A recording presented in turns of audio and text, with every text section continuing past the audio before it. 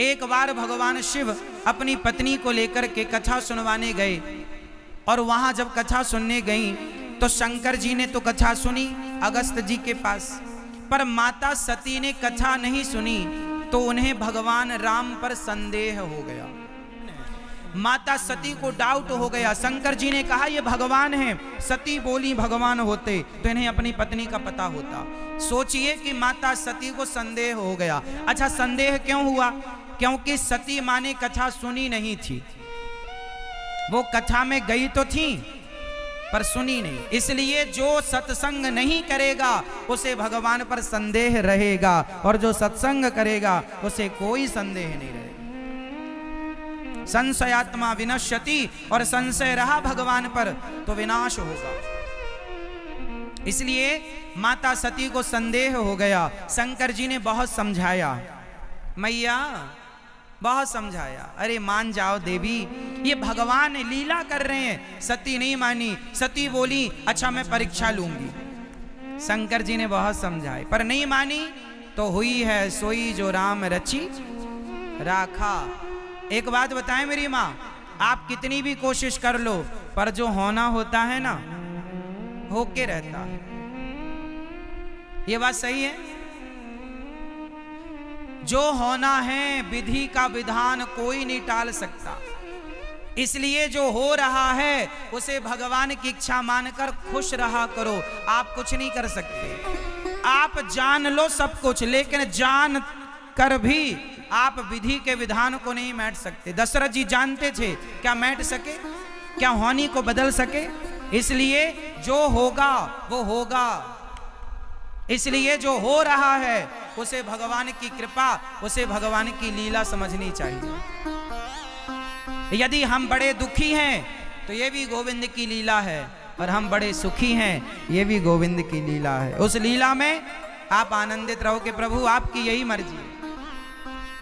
तो माता सती मोहित हो गई और राम जी की परीक्षा लेने गई तो माता सती ने सीता का रूप बनाया। माता सती ने किसका रूप बनाया? माता सीता का। और राम जी के आगे जाकर खड़ी हो गई, प्रभु में आ गई। राम जी ने पहचान लिया, प्रणाम किया, हे माँ आपको प्रणाम, भोलेनाथ कहाँ हैं? अब तो माता जी के पसीने छूट गए। इन्होंने तो पहचान लिया। प्रभु आपने पहचाना कैसे? मैं तो सीता बनकर खड़ी थी। राम जी बोले मेरी सीता मेरे पीछे खड़ी होती है। प्लास्टिक सर्जरी करा के स्वरूप तो बदला जा सकता है, स्वभाव नहीं बदला जा सकता। मेरी सीता वो है जो सदा मेरे पीछे खड़ी होती है। आप आगे खड़ी हैं, आप मेरी माँ हो सकती हैं, मेरी पत्नी नहीं। चरणों में गिर पड़े। अब जहां देखती माता सती वहीं वहीं राम जी का दर्शन होता। अच्छा, माता सती ने जिद कर ली कि ये भगवान नहीं है। फिर राम जी ने अपना भगवान का भगवत स्वरूप दिखाया, जहां देखें वहां भगवान। तो माता सती ने आंखें बंद कर ली।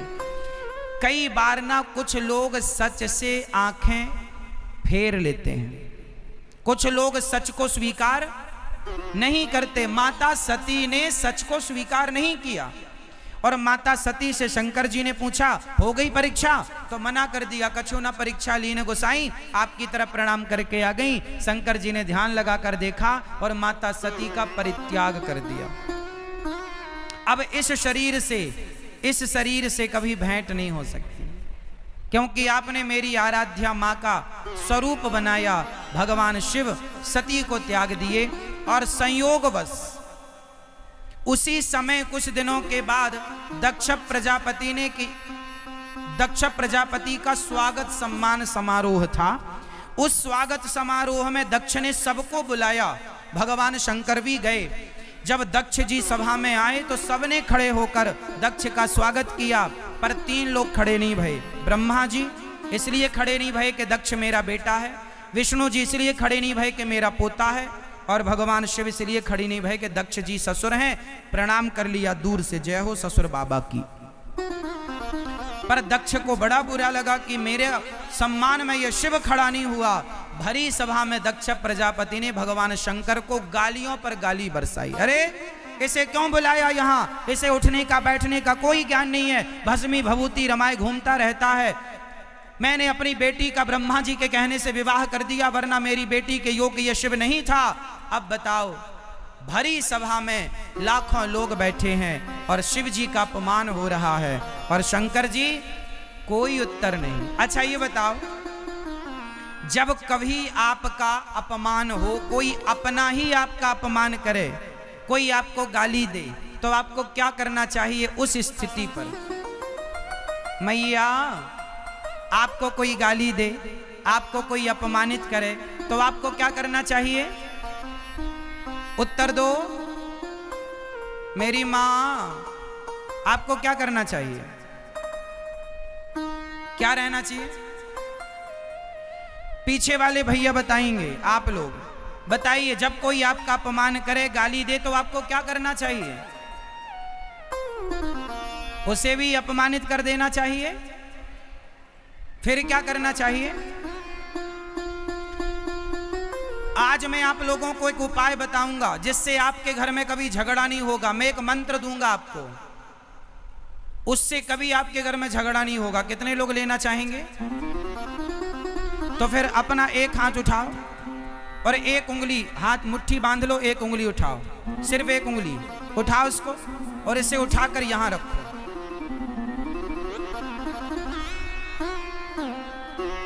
यदि आपने ये मंत्र समझ लिया,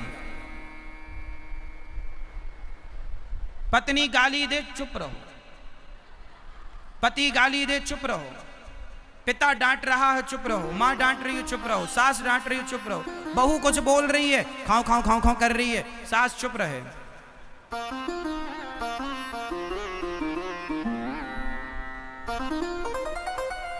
मौन बहुत बड़ी शक्ति है। मौन में वशीकरण एक मंत्र है, तजदे वचन कठोर, चुप रहना सबसे बड़ी समझदारी।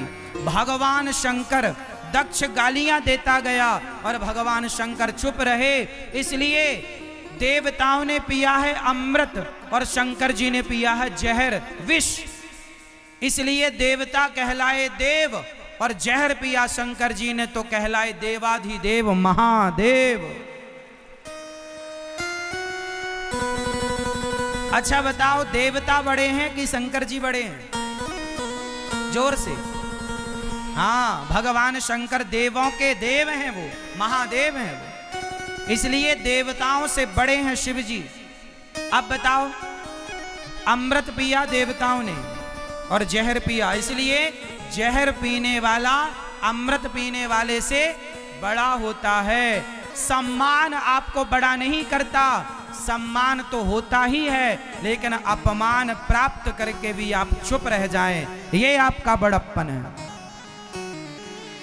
सम्मान तो सबको, सम्मान सब पचा लेते हैं, साहब अपमान पचा कर दिखाओ तो जाने कि तुम्हारी पाचन क्षमता ठीक है। भगवान शिव ने सम्मान नहीं पचाया, भगवान शिव क्या पचा गए? जोर से, क्या पचा गए? अपमान। और हम सबको मैसेज दे गए कि जीवन में अपमान हो अपनों के द्वारा तो आप प्रत्युत्तर ना दीजिएगा, उस अपमान के कड़वे घूंट को पी लीजिएगा, क्योंकि वो अपमान एक बार सहोगे तो हमेशा हमेशा के लिए आपको ठंडक और शांति प्राप्त होती रहेगी, और देने वाला अपमान, अपमान करने वाला सदा जलता रहेगा।